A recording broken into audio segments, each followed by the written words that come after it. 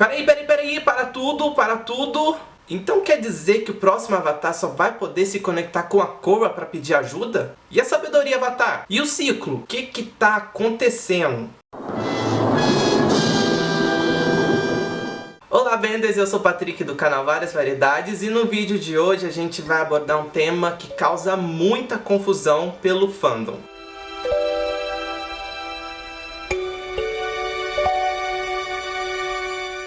Hoje é dia de falar sobre as conexões, suas funções e sua importância. Desde a lenda de Aang, o contexto espiritual que molda as conexões com as vidas passadas tem se mostrado um pouco confuso. Embora fosse de grande importância para a formação do Avatar, esse tema não recebeu tanta importância porque tinha muito conteúdo já para se tratar durante a série. Com a chegada do livro 2 de A Lenda de Korra, Espíritos, é apresentada a história do Avatar One. Meu nome é One e eu vou lhe mostrar como virei o primeiro Avatar.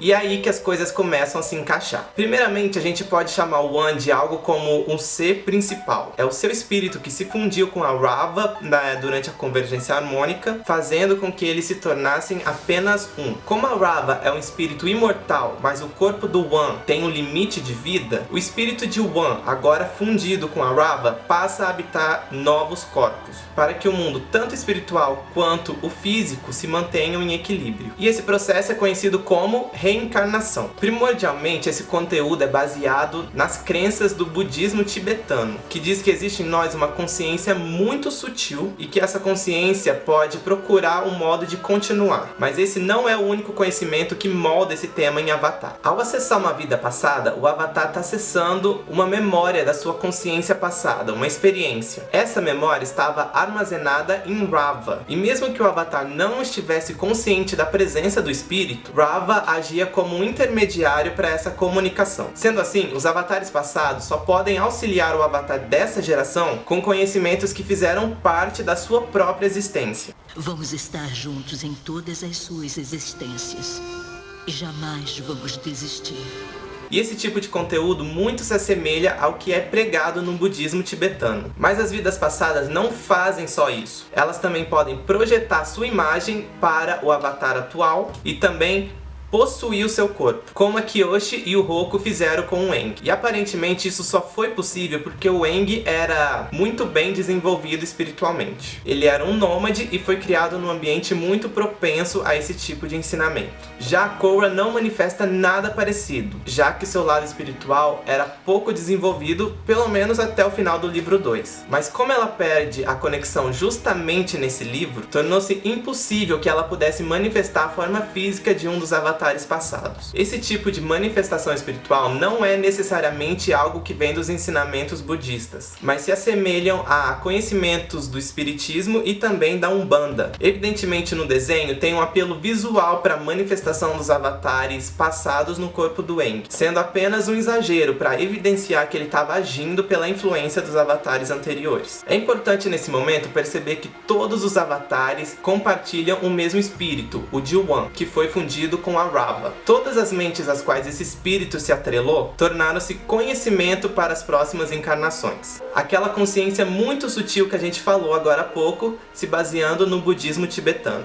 Sendo assim, surge a questão do estado avatar. Na lenda de Aang disseram que o brilho era a combinação de todas as vidas passadas, mas em Korra o brilho parece ser um efeito da ligação máxima entre o avatar e o espírito Raava. Não está totalmente errado o que foi dito em A Lenda de Aang. Ocorre que, embora o brilho não seja algo que venha das vidas passadas, as habilidades capazes de serem executadas durante o estado avatar advêm dela. Ou seja, se o Aang não sabia dominar a água no livro 1, por que ele dominou a água logo nos primeiros episódios? Simples!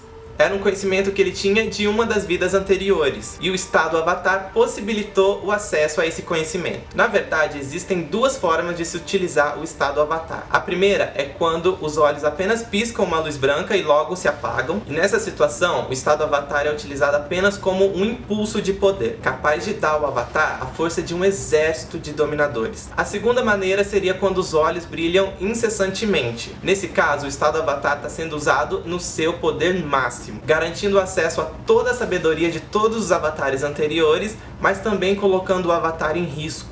porque se ele for morto nessa condição, todo o ciclo se rompe e os espíritos de Wan e Raava se separam. Chegamos finalmente na parte que o Navato destrói a pobrezinha da Raava, numa das cenas mais marcantes de A Lenda de Korra.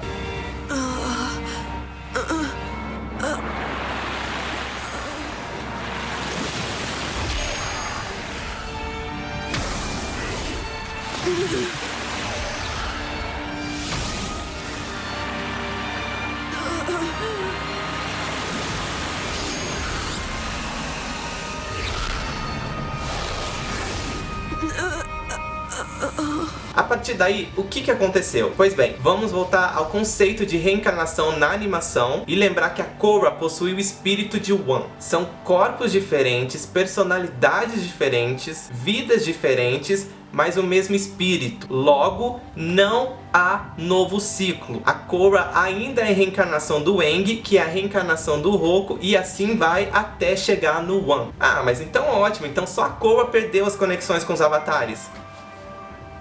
Não. Por um lado, temos o conceito de reencarnação. Por outro lado, temos o conceito de que a Raava era um grande HD, que guardava todas as experiências anteriores dos avatares. O que a Jéssica já explicou em alguns vídeos, que de acordo com ensinamentos hinduístas, se chama arquivos akáshicos. E foi essa experiência que a Korra e todos os avatares que virão depois dela perderam, formataram o HD. Então, mesmo que não seja um novo ciclo encarnatório, é tecnicamente um novo ciclo de experiências. O próximo avatar vai se conectar com a Korra e possivelmente com a Raava, mas não existe mais a consciência dos demais avatares em Raava. Essa se perdeu para sempre. É importante dizer que apesar de tudo isso, o que a Korra já aprendeu com os avatares anteriores permanece, pois se tornou um conhecimento dela também. Isso significa que ela ainda pode dominar a energia como o Aang ensinou pra ela, e que ela pode se comunicar com a Raava como o avatar Kuruk e o Wan ensinaram pra ela também. Agora, durante o estado avatar, ela não vai conseguir fazer coisas que ela ainda não tenha estudado, que ela ainda não tenha presenciado, como dominar a lava, por exemplo. Lava é rocha, tá? Então não tem mais esperança? Meus amigos, enquanto a Katara ainda estiver viva, haverá sim esperança. Embora a gente ache que seja mais difícil um asteroide cair na Terra do que ter um novo avatar, uma nova série, quem sabe os autores não animam a criar alguma coisa nas HQs para que a Korra recupere essa conexão. Ou daqui a alguns anos realmente surge um novo avatar e os criadores decidem devolver a ele essa conexão.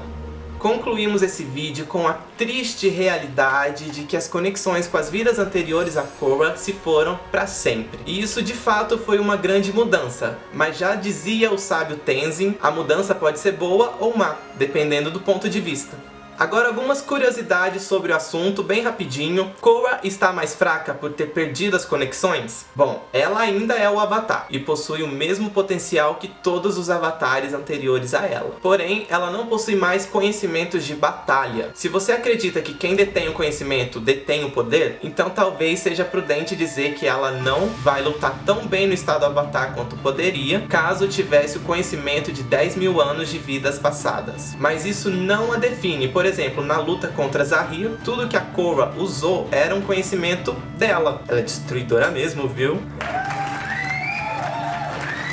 Por que alguns avatares que morreram velhos, tipo Kyoshi, aparecem tão jovens quando se manifestam para o avatar atual? Não existe uma resposta clara e totalmente verdadeira para isso. As especulações são que nessa idade foi que o avatar atingiu seu ápice, tanto de poder quanto de equilíbrio. Algumas pessoas também pensam que pode ser a forma que o avatar mais se identificou durante a sua vida. Por que o Aang aparece jovem para Korra no livro 1 e velho para o Tenzin no livro 2? Aang aparece para Korra como a sua vida passada. Aquela é a projeção do avatar durante a sua existência como Aang. Então ele aparece jovem por uma das razões anteriores que a gente já falou. No caso do Tenzin, aquele não era o Aang, era uma projeção do nevoeiro das almas perdidas. Então, como a lembrança do Tenzin sobre seu pai era dele idoso, foi assim que o nevoeiro materializou a imagem do bailarino, do Dedos Leves. Então é isso, espero que tenham gostado do vídeo. Não se esqueçam de deixar o like, de se inscrever, de comentar, de compartilhar com os amigos. Os links dos canais de todos os apresentadores também estão aqui embaixo no box de descrição. E até o próximo vídeo. Tchau!